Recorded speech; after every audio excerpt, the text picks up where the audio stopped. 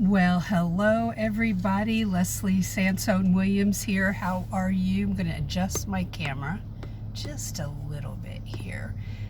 Just did this video, but the sound all of a sudden got a little crackly, and that's because it's raining here today. I really believe the Wi-Fi is acting up a little bit, so we're going to do this video again, and it's called Do You Have to Settle for the first paralegal job or position that you acquire? Do you have to settle? Do you have to remain in that position? So let's talk about, some scenarios as to why you may be unhappy. And there are many more than this. I'm just going to cover 4.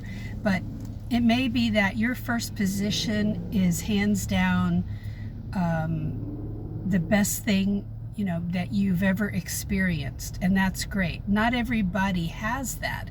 I certainly had a great experience in my position of legal receptionist, legal secretary, and at the 6-month mark I approached the managing partner who had promised me a review, and I knew I was doing very well.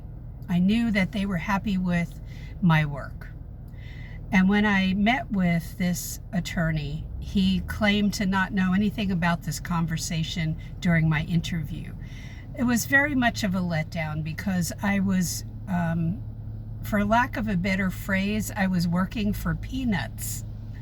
And I needed more money in order to travel in a used car I was driving 40 miles one way every day. And that took time away from my family. It was worth the sacrifice, totally worth the sacrifice, if I was going to be able to make enough money to pay for the wear and tear on the car and all of that. But he reneged. He acted like he didn't know that we had that conversation.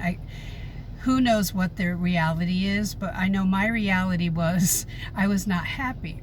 So I needed to make a change, and I started applying for other jobs. Was I fearful? Yes.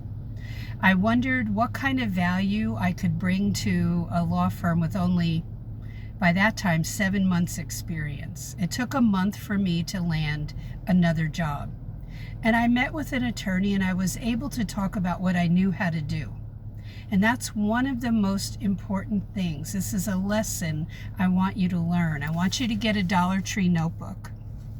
And I should get some kickback for as much as I promote them. Get a Dollar Tree notebook and, excuse me a minute.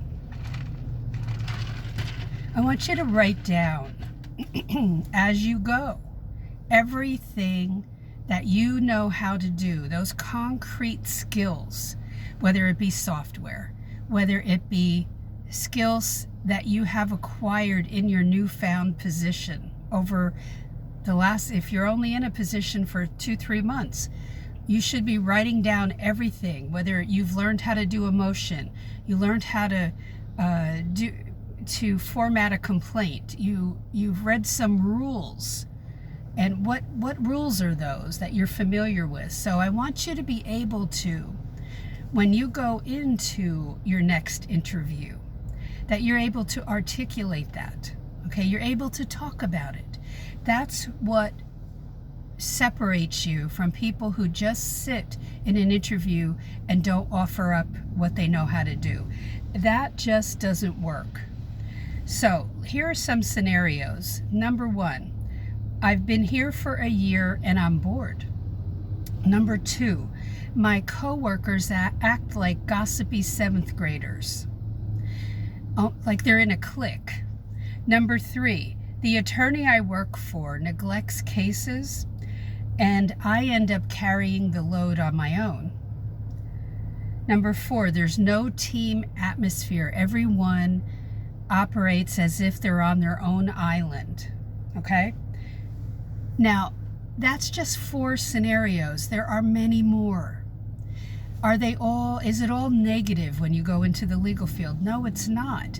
What's negative What's really not great is if you don't write down everything you know how to do. Skills, software skills, legal knowledge you've acquired, practical skills that you've acquired while working in the corporate legal department, a law firm, government agency, courthouse. What do you, excuse me, know how to do? So this is what will separate you from other people who send in their resume and cover letter and go on the interview and don't offer up anything. People who don't ask questions usually will not get the job. They want somebody coming in who asks questions, not about vacation or benefits, but interesting questions, okay? So if this fits the bill for you, you're currently in your first legal job. And this page, this channel on YouTube and this page on Facebook is really for beginning paralegals. So you're in that position, and one of these scenarios or another one fits you. And the question I want you to ask yourself is, does the current job that you hold utilize what you know how to do? Does it utilize your talents, your passions? Does it really utilize that? If this is just your foot in the door job, which we've all had, that's what my first job was, then now it's time to think about, and not at the 12-month mark, but at the 9-month mark of your first job, think about, am I happy here? Are all my skills being utilized? Is what I need being fulfilled? And if not, then it's time for a change, and change is good. Change can induce fear in us, but just let fear walk down below and don't pay it as much attention as we tend to, and just keep going forward. All of those newfound skills, all those the skills that you've acquired, no matter what they are, mean this: they equal dollars, they equal higher pay. And that's what your focus has to be, that if you're in an environment that is low stress, fairly low stress, and you're happy with your pay, kudos to you. But if some of these scenarios fit you and you know that there has to be something better, excuse me, I can assure you there is something better out there. But the onus is on you. That pressure is on you to be a great interviewee. You, as the person going in to be interviewed, also you have a responsibility to whom? To yourself, to land the job that is perfect for you, that will feed you intellectually, that will fit the bill regarding that it utilizes your skills, that maybe if you're a person who loves teamwork, that you get to experience that. Then you have to ask questions that are based on that during the interview. Okay, in my class, the beginner paralegal interview class, which if you're on Facebook, you can scroll down and find that, and on YouTube, I will make sure that it's in the description box if it's not right now. Be sure that you take that class so that you understand some questions that you should be asking and the questions that will be asked of you, and be prepared. That will diminish a lot of the fear. Yes, you are valuable, even after a year on the job, only a year. You're very valuable, but you have to believe that so that you can talk about how valuable, and I don't mean egotistically, but confidently, as to what you know how to do. and then go from there. Is it too soon to go to another job? No, it is not. I went after 7 months and landed my first bona fide paralegal job at that time, because my first job was not that.